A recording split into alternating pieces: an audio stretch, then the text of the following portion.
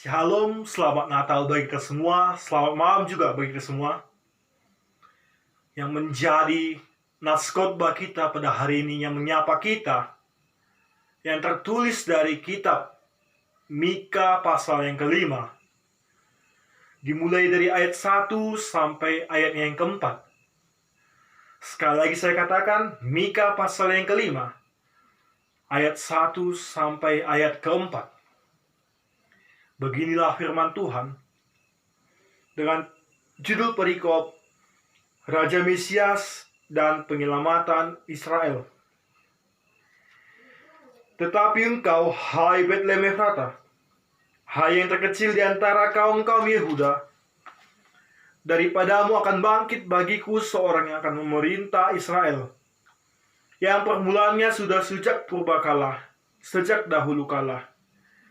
Sebab itu ia akan membiarkan mereka sampai waktu perempuan yang akan melahirkan telah melahirkan. Lalu selebihnya dari saudara-saudaranya akan kembali kepada orang Israel.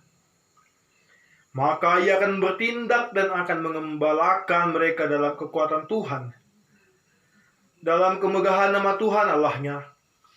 Mereka akan tinggal tetap, sebab sekarang ia menjadi besar sampai ke ujung bumi. Dan dia menjadi damai sejahtera apabila Asyur masuk ke negeri kita.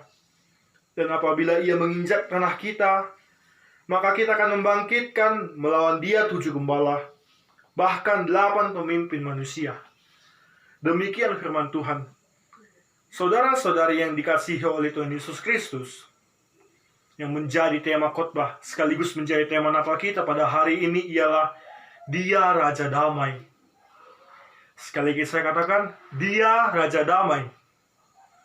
Di dalam konteks kitab Mika ini, bisa kita lihat bahwa kitab Mika ini menuliskan bagaimana pemimpin-pemimpin bangsa Israel pada waktu itu, pemimpin-pemimpin Israel yang tidak lagi menjalankan kepemimpinannya sesuai kehendak Tuhan.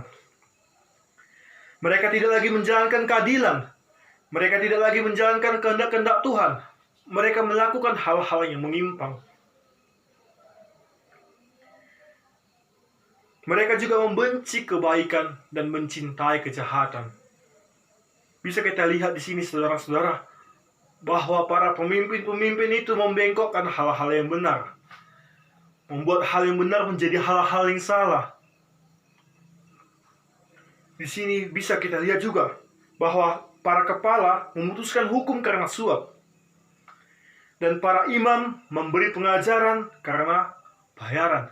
Seharusnya para imam memberikan pengajaran itu secara tulus, secara ikhlas, tanpa meminta bayaran, tanpa meminta upah dari orang lain yang diajarkannya. Akibat ulah dari pemimpin-pemimpin yang seperti ini, saudara-saudara, yang mengiringi kejahatan, yang suka kejahatan, mereka akhirnya merasakan penderitaan.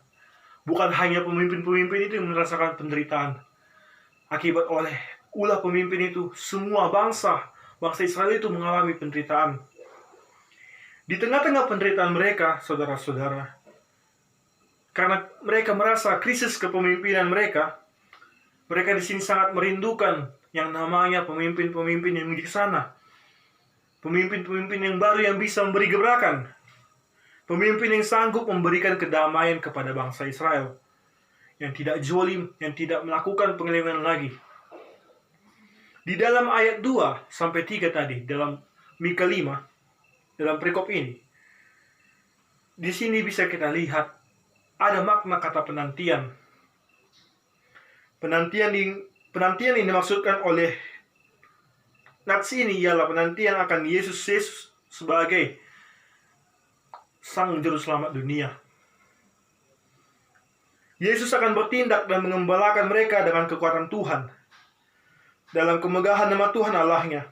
Dan Yesus akan tampil sebagai pembela untuk melindungi umat-umatnya, untuk melindungi kita. Yesus akan menjadi pembela. Yesus akan menjadi penolong bagi kita. Saudara-saudara yang dikasihi oleh Tuhan Yesus, semua manusia mengharapkan namanya kedamaian dalam kehidupan. Manusia bekerja dengan sungguh-sungguh untuk mendapatkan yang namanya kedamaian, untuk mendapatkan yang namanya kedamaian sejahtera. Manusia berusaha untuk mendapatkan itu. Manusia sampai mati-matian untuk mendapatkan itu. Tapi sering damai itu tidak ditemukan karena ada keegoisan, mementingkan diri sendiri. Mementingkan diri sendiri, menganggap diri lebih baik, lebih hebat dari orang lain. Sehingga apa yang diharapkan tidak ditemukan. Contohnya, mementingkan diri sendiri ialah ketika kita memiliki ketidakcocokan antara si Anu dengan si Anu, si A dengan si B, karena mempertahankan pendapat bahwa yang benar, inilah yang menyebabkan keegoisan itu membuat kita menderita. Akibat kita mementingkan diri sendiri, maka kita akan mengalami penderitaan. Ada sebuah ilustrasi, saudara-saudara, pada hari ini yang bisa saya sampaikan, yaitu pembicaraan tentang seorang pendeta dengan seorang tukang pangkas. Ketika pendeta ini sedang berpangkas, ada orang yang bertengkar, dan ternyata orang yang bertengkar ini adalah anggota jemaat pendeta ini. Melihat hal itu, tukang pangkas mengindir si pendeta. "Amang, bukankah yang bertengkar itu jemaatnya Amang? Bukankah ajaran agama Amang saling mengasihi?" Pendeta itu terdiam, belum mendapat jawaban yang tepat untuk menjawab si tukang pangkas itu. Kebetulan waktu mereka berdiri melihat yang bertengkar itu, kebetulan ada 2 orang lewat pemuda yang berambut gondrong lewat. Seketika pendeta ini mendapatkan hikmat untuk memberikan penjelasan kepada tukang pangkas.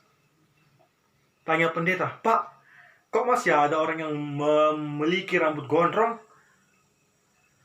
Berarti tukang pangkas kurang berfungsi dong."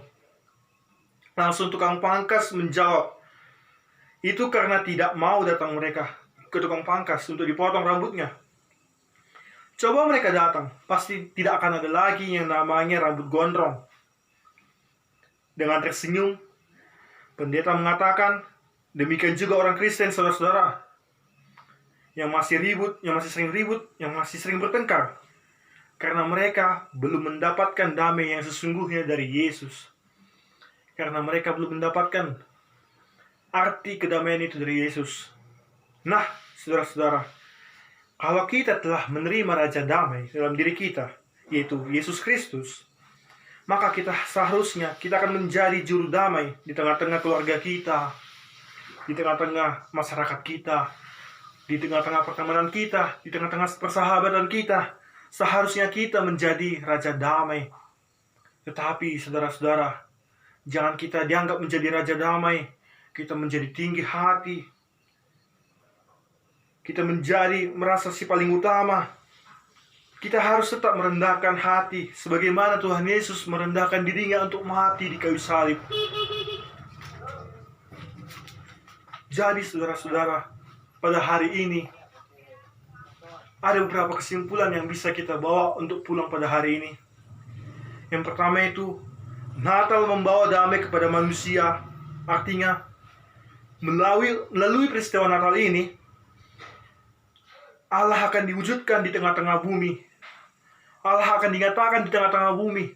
Allah akan menyatakan dirinya bahwa inilah Allah. Allah si pengasih umat manusia. Allah si pemberi kebebasan pada umat manusia. Tetapi jangan kita lalaikan jika kita diberikan kebebasan. Jangan kita menganggap bahwa diri kita itu hidup tanpa anugerah Allah. Kita harus selalu merendahkan diri. Dan yang kedua itu, Allah menginginkan kita supaya damai ada di mana-mana. Karena melalui damai, kemuliaan Allah akan dinyatakan di tengah-tengah umat manusia, di tengah dunia ini. Dan hidup kita tidak akan seperti bangsa-bangsa Israel yang mengalami penderitaan. Jika kita mengalami penderitaan, kita perlu introspeksi. Apakah diri kita sudah benar? Apakah diri kita sudah melakukan hal yang sesuai dengan kehendak Tuhan? Apakah diri kita pantas lepas dari penderitaan? Kita harus berpikir dulu, introspeksi dulu di diri kita, baru kita menyalahkan Tuhan. Kita juga tidak berhak untuk menyalahkan Tuhan, karena ini semua Tuhan memberikan penderitaan itu sesuai dengan tanggungan manusia, sesuai standar manusia. Tidak ada Tuhan memberikan pencobaan, penderitaan di luar kemampuan manusia. Jadi kita harus menjadi damai, menjadi pembawa damai, menjadi anak-anak Tuhan yang bisa dipercaya untuk menyebarkan damai-damainya di tengah-tengah dunia.